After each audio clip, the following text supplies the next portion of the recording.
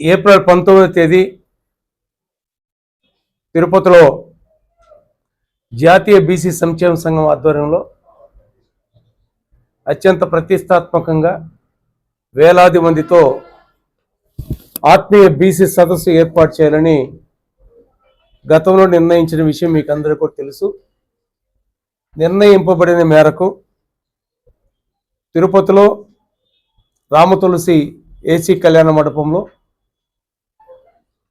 19/4/2026 ఆదివారం ఉదయం 10 గంటలకు సదస్సు ప్రారంభమవుతుంది. ఈ కార్యక్రమానికి ముఖ్య అతిథులుగా జాతీయ బీసీ సంక్షేమ సంఘం అధ్యక్షులు, రాజ్యసభ సభ్యులు,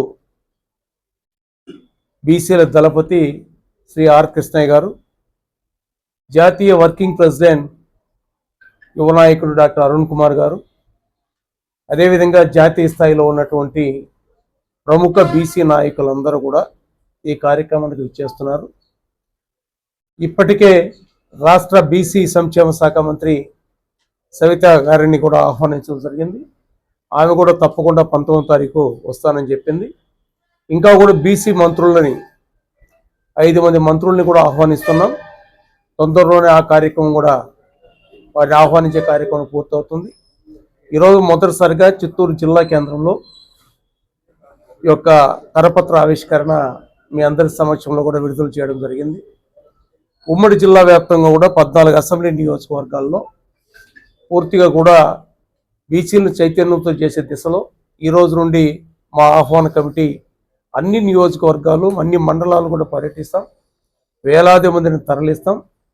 దీర్ఘకాలికంగా బీసీల సమస్యల పట్ల అపరిష్కృతంగా ఉన్నటువంటి సమస్యల్ని సాధించుకునేటటువంటి దిశలో ఈ సదస్సు ఏర్పాటు చేస్తాం.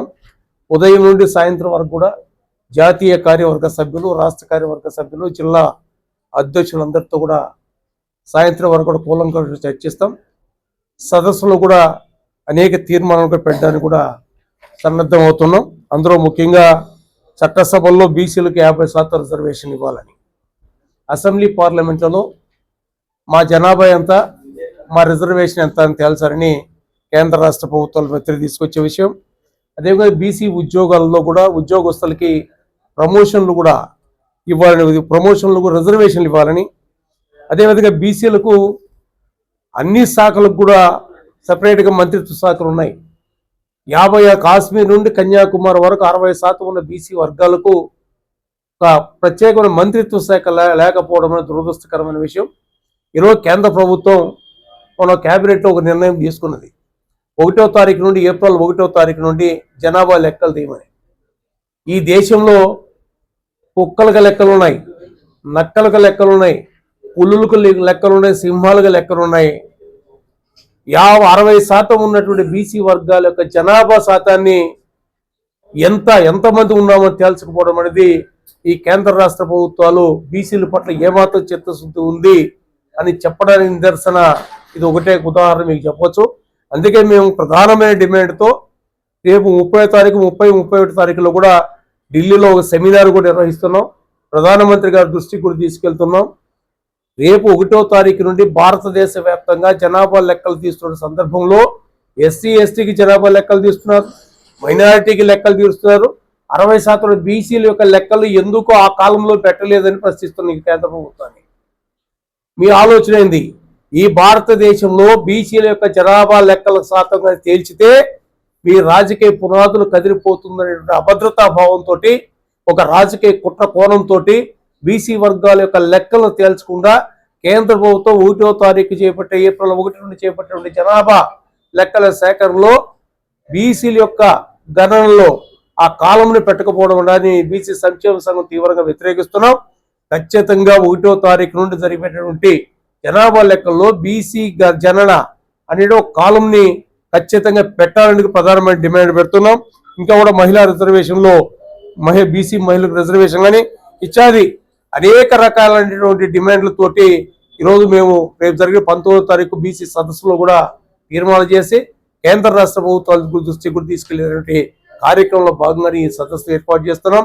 రాజకీయ పార్టీలకు అతీతంగా ఏర్పాటు చేస్తున్న ఈ సదస్సుకి ఉమ్మడి చిత్తూరు జిల్లా నుండి వేలాది మంది తరలి వచ్చి బీసీల యొక్క సత్తాని, కేంద్ర రాష్ట్ర ప్రభుత్వాల యొక్క మెడలు వంచడానికి ఈ కార్యక్రమం రూపకల్పన చేస్తున్నాం. కాబట్టి అందరూ కూడా తరలి రావాలని పత్రికా ముఖం విజ్ఞప్తి చేస్తూ, ముఖ్యంగా కూడా బీసీల హక్కుల సాధన కేంద్ర ప్రభుత్వంలో ఉన్నటువంటి డిమాండ్ల పైన ఈరోజు కేంద్రంలో క్రియాశీలక బాధ్యత పోషిస్తున్నటువంటి ఆంధ్రప్రదేశ్ ముఖ్యమంత్రి గౌరవ పెద్దలు నారా చంద్రబాబు నాయుడు గారు కేంద్రాన్ని ఒప్పించడానికి క్రియాశీలకమైనటువంటి బాధ్యత తీసుకోవడం కూడా బీసీ సంక్షేమ సంఘం తరఫున విజ్ఞప్తి చేస్తున్నాం. ఒకటి.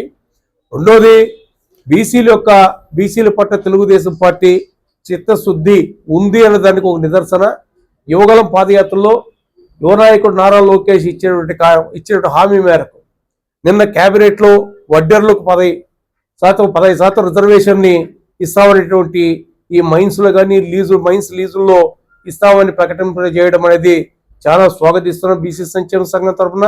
అదొకటే కాదు, ఈటికలకు కూడా 10% వైన్ షాపుల్లో కానీ బార్ షాపుల్లో లైసెన్స్ ఇవ్వడం, అదేవిధంగా నాయి బ్రాహ్మణులకి దేవస్థానంలో ఉన్నటువంటి బోర్డు మెంబర్లుగా తీసుకోవడం కానీ, అదేవిధంగా చేనేతలకు 1వ తారీఖు నుండి కూడా విద్యుత్ సబ్సిడీ ఇచ్చే కార్యక్రమాన్ని, ఇవన్నీ కూడా యువగలంలో ఇచ్చిన హామీలు, అదేవిధంగా ఎన్నికల మేనిఫెస్టో చెప్పిన హామీలు. బీసీల పట్ల తెలుగుదేశం పార్టీ చిత్తశుద్ధితో ఉన్నది అన్న దాని నిదర్శనే నిన్న క్యాబినెట్లో వడ్డర్లకు ఇచ్చినటువంటి ఈ లీజ్ తాలూకా జీవో. కాబట్టి తెలుగుదేశం పార్టీ గౌరవ ముఖ్యమంత్రి నారా చంద్రబాబు నాయుడు గారికి, ఉప ముఖ్యమంత్రి పవన్ కళ్యాణ్ గారికి, యువ నాయకుడు నారా లోకేష్ గారికి బీసీల పట్ల మీరు ఇచ్చినటువంటి హామీలు నెరవేరుస్తున్నందుకు బీసీ సంక్షేమ సంఘం తరఫున హృదయపూర్వక కృతజ్ఞతలు తెలియజేస్తూ, భవిష్యత్తులో కూడా కేంద్ర రాష్ట్ర ప్రభుత్వంలో బీసీలకు మరిన్ని అభివృద్ధి సంక్షేమ కార్యక్రమాలు చేపట్టాలని, బడ్జెట్లో కూడా ఎక్కువ శాతం నిధులు కేటాయించారు, అది సరిపడదు. ఇంకా కూడా 56% బీసీలకు బడ్జెట్లో 50% బడ్జెట్ కేటాయించడం కూడా రాష్ట్ర ప్రభుత్వం ముఖ్యమంత్రి గారు విజ్ఞప్తి చేస్తూ, కేంద్రం పైన కూడా బీసీల హక్కుల సాధన కోసం రేపు బీసీ సదస్సులో తీసుకునే నిర్ణయాలు కానీ, మేము చేపట్టే నిర్మాణాత్మక కార్యక్రమాలు కానీ గౌరవ మంత్రి బీసీ సంక్షేమ శాఖ మంత్రి బీసీ మంత్రుల దృష్టికి తీసుకెళ్తాం. తద్వారా ఒక కమిటీ కూడా ముఖ్యమంత్రి ఉండి కలిసి కేంద్ర ప్రభుత్వం పైన ఒత్తిడి తీసుకొచ్చి బీసీల యొక్క హక్కుల్ని కంప్లీట్ చేయడానికి, బీసీల హక్కుల సాధనలో క్రియాశీల పాత్ర గౌరవ ముఖ్యమంత్రి నారా చంద్రబాబు నాయుడు పోషించడం కూడా బీసీ సంక్షేమ సంఘం తరఫున పత్రికా ముఖంగా విజ్ఞప్తి చేస్తున్నాం.